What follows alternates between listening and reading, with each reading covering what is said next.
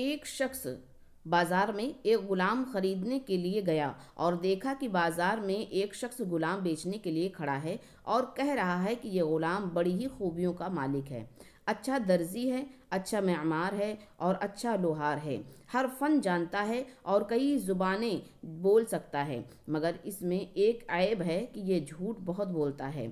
اب جو اسے خریدنا چاہے خرید لے۔ لوگ آتے، اس بیچنے والے کی ساری بات سنتے اور آگے چلے جاتے، اور کوئی شخص بھی اس جھوٹے غلام کو خریدنے کی ہمت نہ کرتا۔ اسی اثنا میں ایک شخص آیا اور دل میں سوچا کہ اسے میں خرید لیتا ہوں، اور جہاں تک رہی اس کے جھوٹ بولنے کی عادت، تو میں اس شخص کی کسی بات پر یقین ہی نہیں کروں گا۔ چنانچہ اس نے وہ غلام خرید لیا اور اسے اپنے گھر لے گیا۔ جس شخص نے جھوٹ بولنے والا وہ غلام خریدا تو اس کا اور اس کی بیوی کا آپس میں شدید جھگڑا تھا۔ ایک دن وہ غلام اس شخص کی بیوی سے کہنے لگا کہ تمہارا شوہر تمہیں طلاق دینے کے لیے تیار ہے، میں نے خود اس کو ایسی باتیں کہتے ہوئے سنا ہے۔ غلام کی یہ بات سن کر وہ بیوی خوف زدہ ہو گئی، اور عورت طبعاً ناقص العقل ہوتی ہے اور جلدی یقین کر لیتی ہے۔ بیوی کہنے لگی کہ اب کیا کیا جائے؟ غلام نے کہا کہ فکر مت کرو، میں سب ٹھیک کر دوں گا، تم بس ایک کام کرنا کہ جب تمہارا شوہر سویا ہوا ہو تو اس کی داڑھی کے نیچے والے چند بال اتار کر مجھے لا دینا۔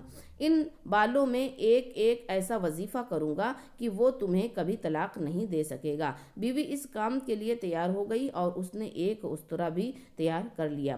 پھر وہ غلام شوہر کے پاس گیا اور بڑی رازداری سے اسے کہنے لگا کہ تمہاری بیوی تمہیں قتل کرنے کا منصوبہ بنا رہی ہے، اور اس نے تمہاری گردن کاٹنے کے لیے ایک استورا تیار کیا ہوا ہے، اور میں نے خود اپنی آنکھوں سے دیکھا ہے۔ ذرا ہوشیار رہنا، کیونکہ وہ